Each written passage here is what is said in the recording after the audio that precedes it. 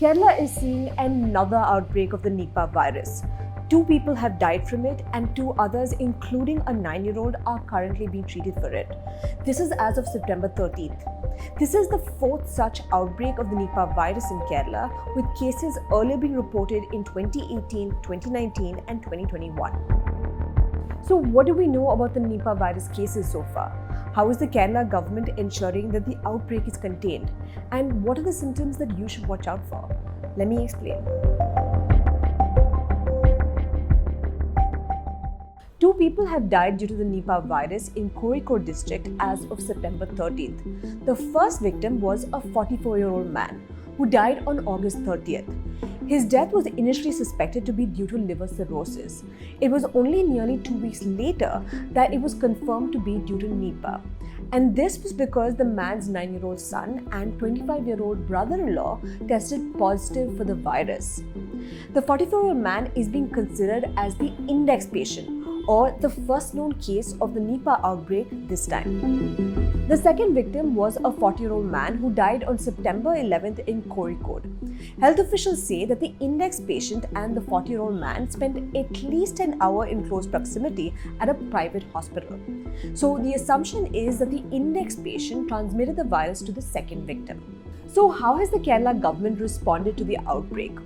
Health officials in Kerala, remember, are familiar with the drill. This is, after all, the 4th outbreak of Nipah in the last 5 years. So what are they doing about it?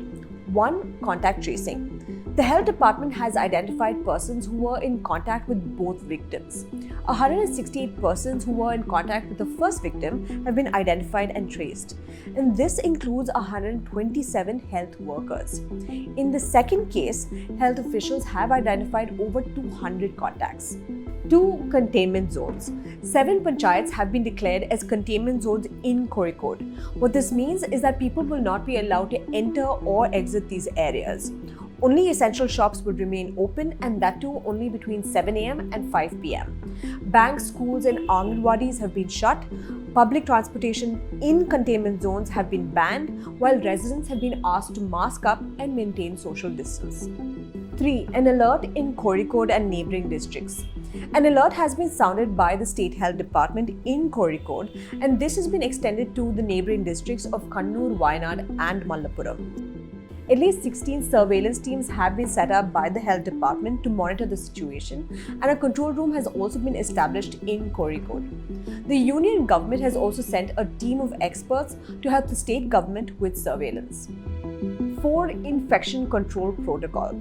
Hospitals have been instructed to set up isolation facilities, while healthcare workers have been directed to follow the infection control protocol, including wearing PPE kits. Health Minister Veena George also announced the formation of core committees for sample testing, resource management, transportation of patients, etc. 5. Mobile labs to test for Nipah. Mobile labs are being set up at the Kozhikode Medical College by the National Institute of Virology, Pune. These mobile labs will test for the Nipah virus and will also carry out a survey of bats. The reason that these mobile labs are being set up, despite Kerala having 2 labs that can test for Nipah, that is the Institute of Advanced Virology and the Kozhikode Medical College, is because these labs don't have the permission to declare positive cases.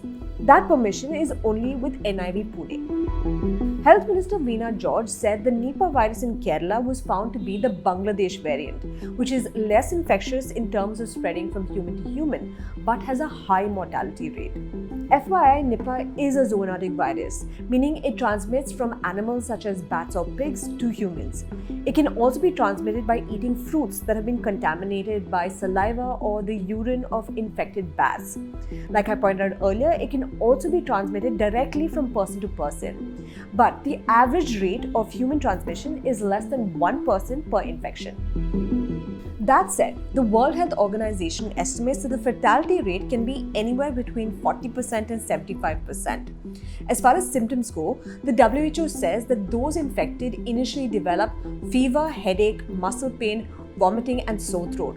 This can be followed by dizziness, drowsiness and neurological signs that indicate acute encephalitis or the swelling of the brain. Some may also experience pneumonia and severe respiratory problems. The incubation period is believed to be between 4 to 14 days. There is no vaccine for the Nipah virus as of yet.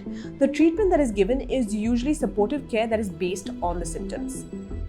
During the 2018 outbreak in Kerala, a drug was flown in from Australia on an emergency basis because it was still in the clinical trial stage.